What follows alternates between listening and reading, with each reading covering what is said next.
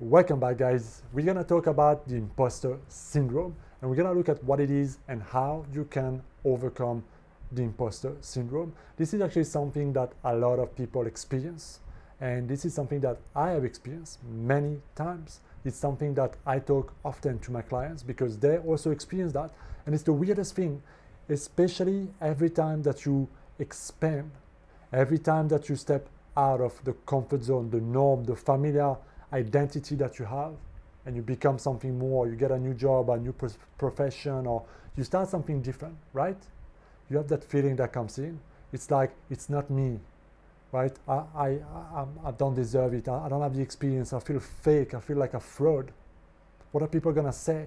1 minute I was this and now I am that. And I remember feeling those feelings in 2015-16 when I went from being a scuba diving instructor and to becoming self-employed and having a coaching business and trying to help others. And it was the weirdest thing because I felt like I didn't have the experience. I was comparing myself to all the big names out there. I am not Tony Robbins and all of those people, and who's gonna work with me, and I'm too young. I felt like out of place. And I was finding a lot of excuses to just kind of belittle myself, to just feel like, you know what are you doing here? You know, you're writing all those things now on social media and Facebook and Instagram, and 1 minute you're diving and you're posting diving photos, and now you are here. What are people gonna say? So there's also this fear of being embarrassed and being rejected and being judged. And I remember how this was crippling. It was making me play small. It was making me hide. It was making me feel like I needed to be perfect and avoid all form of mistakes. And all of that just builds up a lot of pressure. And I've seen a lot of people who wanted to become coach, who wanted to start their own business, who wanted to start and do different things, quit and stop and reverse because of that imposter feeling, because they were feeling so out of place. And the reason why we experience this imposter symptom feelings and all those symptoms in the first place is because the shift that we made, the way we've stretched ourselves, the new position that we got, the new job, the new situation, whatever it may be, is drastically different than who we used to be. So that's the thing. We have a deep need, okay, to remain consistent with the way we see ourselves, with our identity.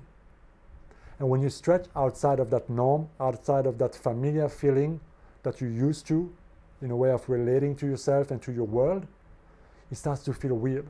And your mind resists, and it creates doubt, and it creates anxiety, and it creates all those symptoms we talked about.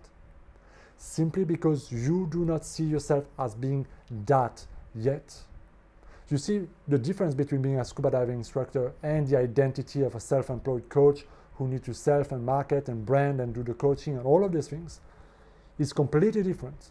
So I had no frame of reference, no belief, no experiences that allowed me to make that transition, to cross that bridge, so to speak.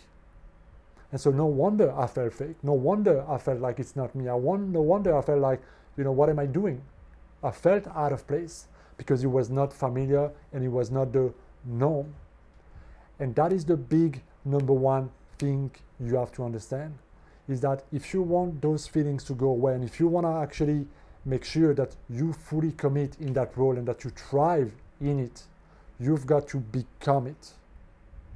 Meaning, in your identity, in the way you relate to yourself, in the way you speak to yourself, in the way you present yourself, you must embody being that person, that new version of yourself in its evolution, whatever the situation is, whatever the context might be.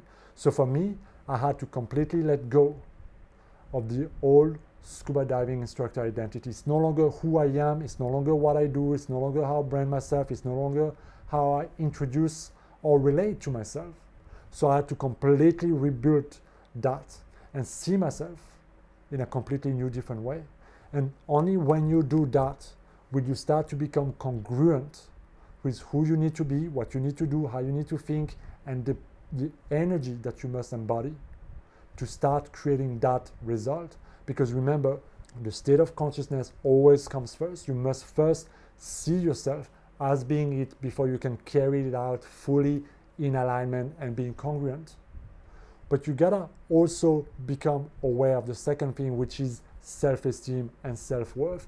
When I talk to a lot of my clients, I often notice that somehow even if they're in that new position and they're doing very well at it, they kind of feel I just got lucky. It's nothing special. It's not me. They belittle themselves, right? They play it down. They feel undeserving of the praise, of the compliment, of all those good words. And that also reflects their identity. That also reflects that on some level, they don't feel worthy. And so you gotta course correct. And so it's not about just being humble and playing it down and you're avoiding all that crap. No.